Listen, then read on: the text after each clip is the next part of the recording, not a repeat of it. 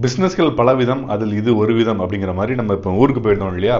அங்கே வந்து பார்த்தீங்கன்னா நம்ம ஃப்ரெண்டு ஒருத்தனுக்கு இந்த ரேஷன் கார்டில் ஏதோ ஒரு சேஞ்ச் பண்ணணும் அப்படின்னு சொல்லிட்டு இந்த சேவை மையம் இருக்கும் இல்லையா? அந்த மாதிரி ப்ரைவேட்டாக வச்சுருப்பாங்க ஒரு ஆன்லைன் சேவை மையம்.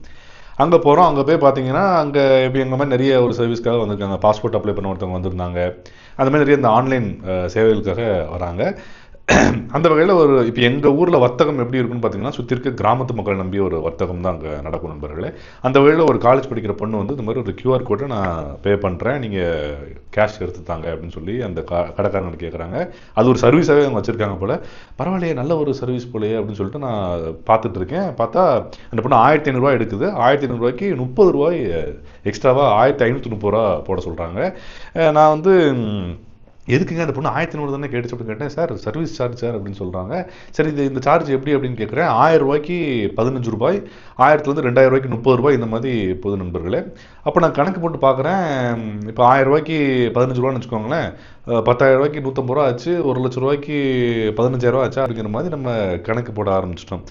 இப்போ நம்மளே எடுத்துக்கிட்டிங்கன்னா பார்த்தீங்கன்னா இந்த ஆன்லைன் பார்க்குற விஷயம் நம்மளே பார்க்கலாம். பட் இருந்தாலும் நம்ம வந்து இந்த வருத்தப்படாத வாலிபர் சங்கத்தில் வர சிவகார்த்திகேயன் மாதிரி நம்ம ஃபார்ம் ஃபில்அப் பண்ணுறதுக்கு பதிலாக நம்ம மாடு மேய்க்க போயிடலாங்கன்னு எண்ணக்கூடிய ஆள் இல்லையா? அந்த வகையில் நம்ம போகிறோம். பட் சில பேர் நிஜமாகவே ஜென்யூனாக வரும் தெரியாமல் இருப்பாங்க, அவங்களும் அங்கே வராங்க. ஸோ அதான் நண்பர்களே, அந்த மாதிரி அந்த ஒவ்வொரு இதுக்குமே பண்ணுறதுக்கு பார்த்தீங்கன்னா ஒரு 100 200 300 அந்த சார்ஜஸ் நல்லா இருக்குது. பரவாயில்ல, இந்த ஒரு பிஸ்னஸ் ஐடியா நல்லா இருக்குது. மேபி ஃபியூச்சர் எப்படி இருக்குன்னு தெரியல, பட் கரண்ட்டாக அந்த ஒரு பிஸ்னஸ் நல்லா இருக்குது. நம்ம சென்னை பெங்களூர்னு கஷ்டப்பட்டு இவ்வளோ தூரம் ட்ராவல் பண்ணி பஞ்சம் முளைக்க இப்படி வாடகை கிடக்குன்னு கொடுத்து கஷ்டப்பட்டு இருக்குமே அப்படின்னு சொல்லி தோணுச்சு.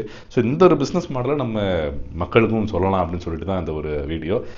ஸோ இந்த மாதிரி கண்டிப்பாக இந்த விஷயத்தில் நிறைய டெய்லியும் அந்தளவுக்கு ஒரு டெய்லியும் 1,00,000 டிரான்சாக்ஷன் ஆகுமா அப்படின்னு கேட்டிங்கன்னா கண்டிப்பாக இருக்காது. பட் இருந்தாலும் அது வேறு அப்ளிகேஷன் மூலமாக அது கொஞ்சம் பேலன்ஸ் ஆக சான்ஸ் இருக்குது. கண்டிப்பாக அவங்களுக்கும் வாடகை கிடக்க நிறைய சேலஞ்சஸ் இருக்கும், அது செகண்டரி.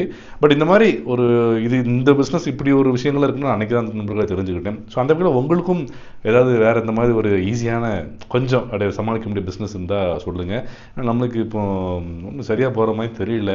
குடிச்சிக்கிட்டாலும் அந்த மாதிரி தான் நம்ம இறங்கணும்னு நினைக்கிறேன். ஸோ நீங்கள் சொன்னீங்கன்னா கொஞ்சம் யூஸ்ஃபுல்லாக இருக்கும். சந்திப்போம்.